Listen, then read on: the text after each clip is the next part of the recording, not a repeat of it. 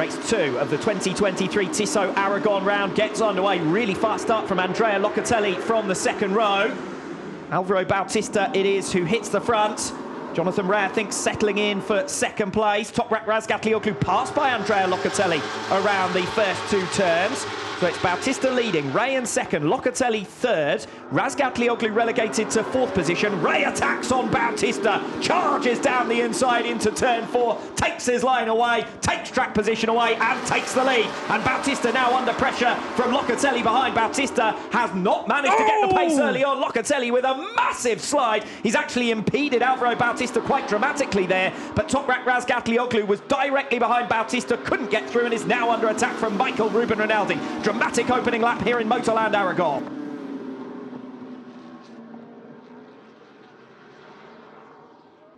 We come onto the back straight for the first time. Lap 1, this is where Bautista can unleash his potential, try and close down Andrea Locatelli, who's been the big mover or inside those front two rows of the grid thus far. Yeah, from the second row of the grid, Locatelli did a really good job in the first half of a lap. When an opportunity presented itself, he came through, and that's what you need to do if you're that number 2 for a team. But Locatelli, he views that he's got a chance in this one.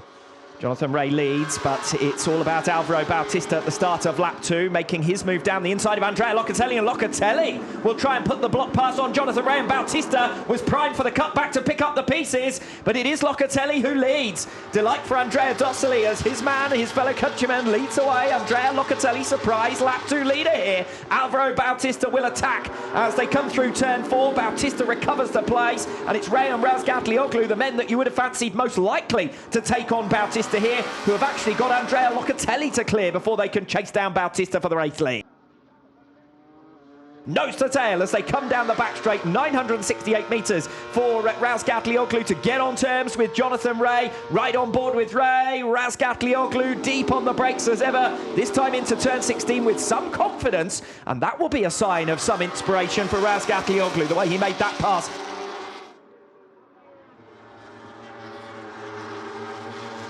Bassani through on Vierke for P6 in towards turn 1, so Bassani as ever taking no prisoners in the early laps here.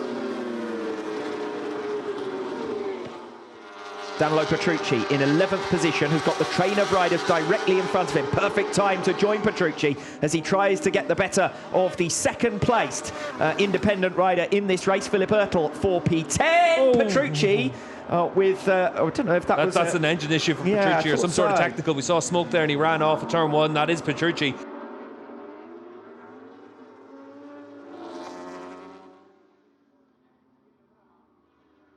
We come through on lap 8 with Ray and Rinaldi absolutely nose to tail. Rinaldi will get the acceleration coming off turn 15. He'll get the slipstream from the tail of the Kawasaki. He's been hunting down Jonathan Ray. He's been held at bay for a couple of laps, but not for too much longer.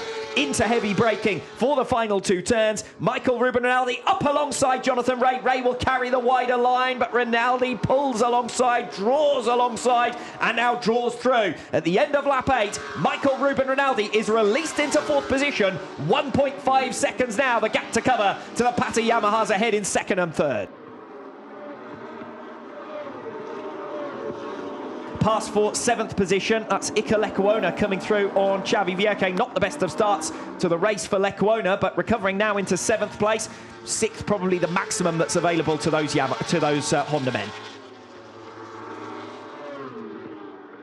Lorenzo Baldassari, who's just made his move on Scott Redding. Redding coming back at him, but it's a pretty miserable end to the weekend for Scott Redding on the BMW after confirming that he will remain with the manufacturer for the next 2 seasons. And here's the pass from Razgatlioglu. Well, it was a matter of time before Toprak tried something, and he's got it done on Andrea Locatelli. There's smoke coming out there from Locatelli.